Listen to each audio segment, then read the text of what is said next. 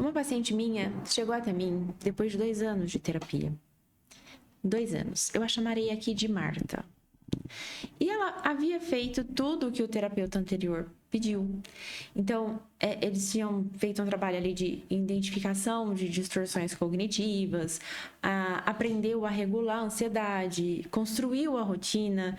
E mesmo assim, ela olhava para o marido que a tinha traído e sentia a mesma coisa de quando ela descobriu a traição. Eu não vou conseguir confiar nele de novo. Eu não vou conseguir perdoar meu marido. E é impossível que eu saia desse lugar. O terapeuta tinha dito que ela precisava de mais tempo para processar. E que o processo era assim mesmo. Quando ela chegou até mim, eu não fiquei presa ali no que ela estava sentindo. E eu não perguntei o que ela pensava sobre aquilo que havia acontecido.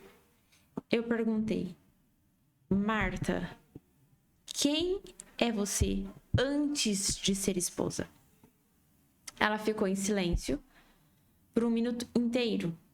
E esse silêncio, para mim, foi um diagnóstico.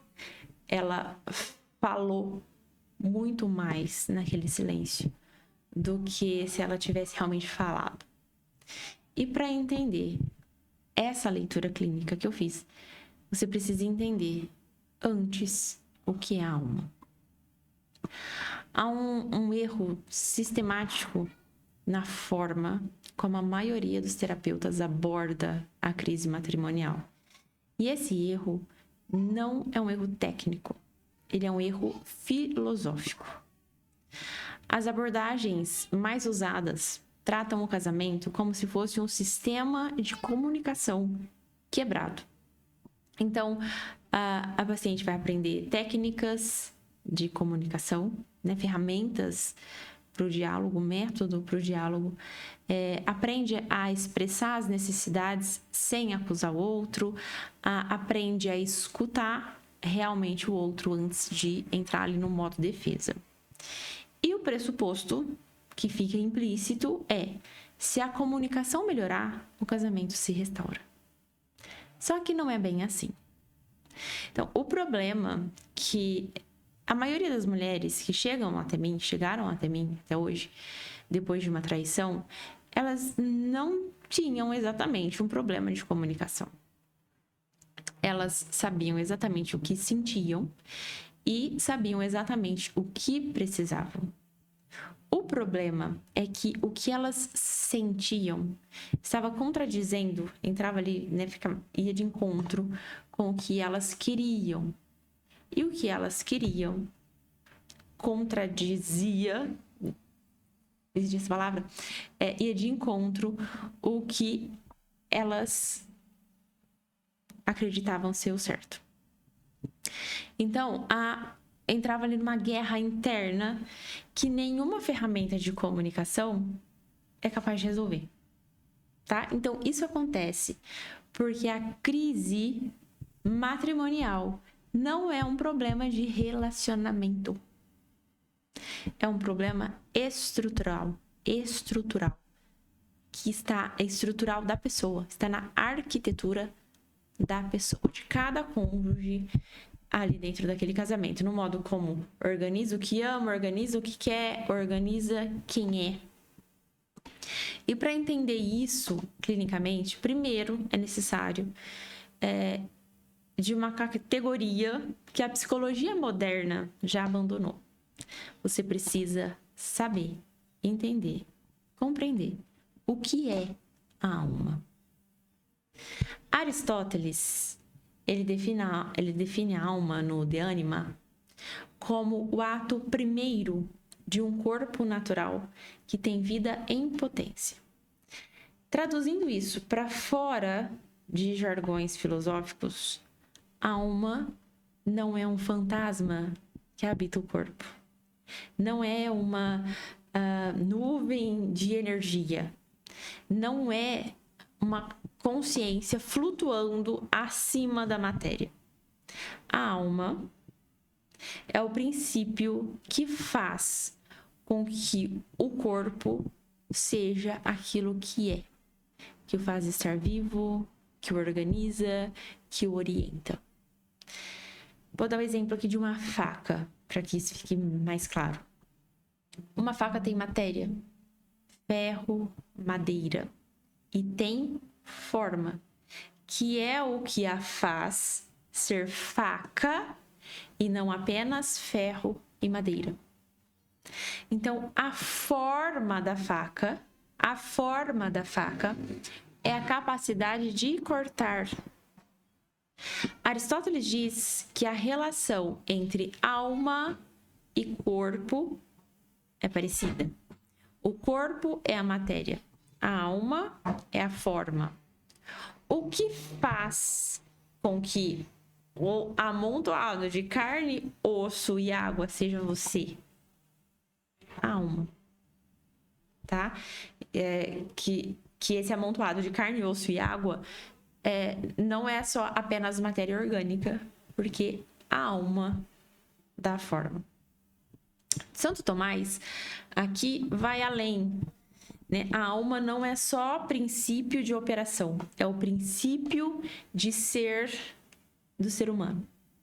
Sem alma, não há pessoa, há matéria. A alma dá o ser, não apenas a função. Agora, a parte aqui que vai mudar a clínica toda Aristóteles descreve 3 níveis do princípio vital. 3 potências da alma. Alma vegetativa, presente em plantas, animais e seres humanos. É o princípio da nutrição, do crescimento, da reprodução. Quando você, por exemplo, intervém, quando é feita uma intervenção farmacológica num quadro de depressão, essa intervenção está operando nesse nível. Está regulando o substrato biológico que sustenta tudo mais.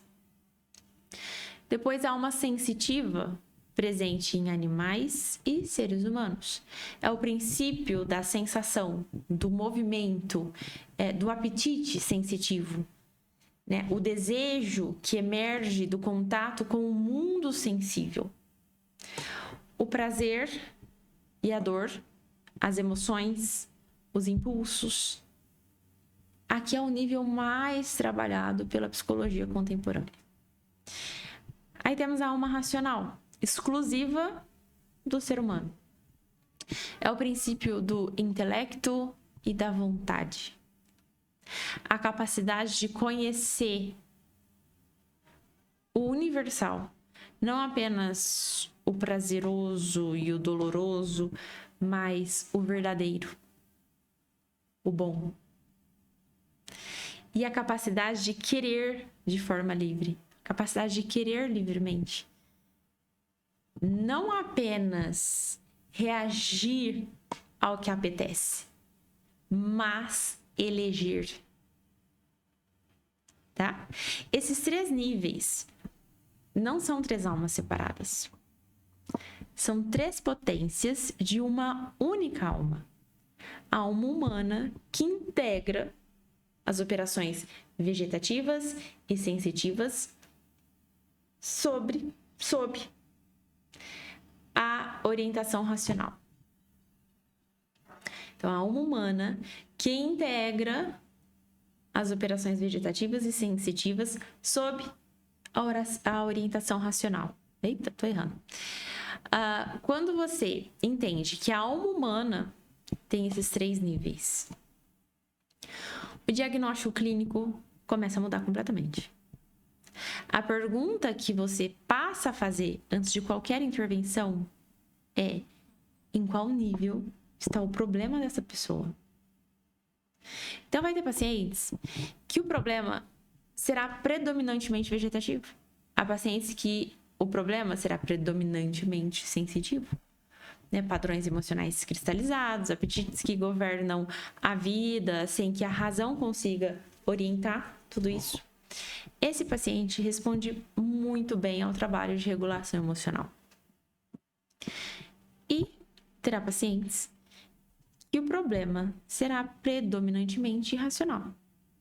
Então, elas não vão saber o que querem.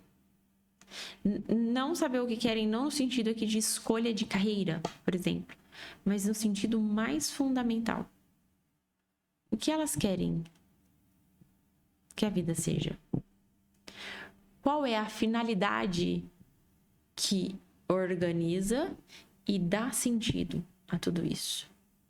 Então, na crise matrimonial, esse é o perfil que eu mais atento. A mulher que foi treinada a vida inteira, por exemplo, a querer o casamento, a querer ser boa esposa, a querer que a família funcione. E aí que quando o casamento cai, quando o casamento entra em crise, não tem mais nada que oriente esse querer. Porque o casamento havia se tornado o substituto desse fim, desse telos. O marido havia ocupado o lugar desse fim último. E aí você entende por que a traição destrói de um jeito que vai além da dor emocional. Ela destrói o princípio organizador da vida inteira. Não é drama. A gente pode falar que é ontologia aqui. Então, voltando agora para Marta.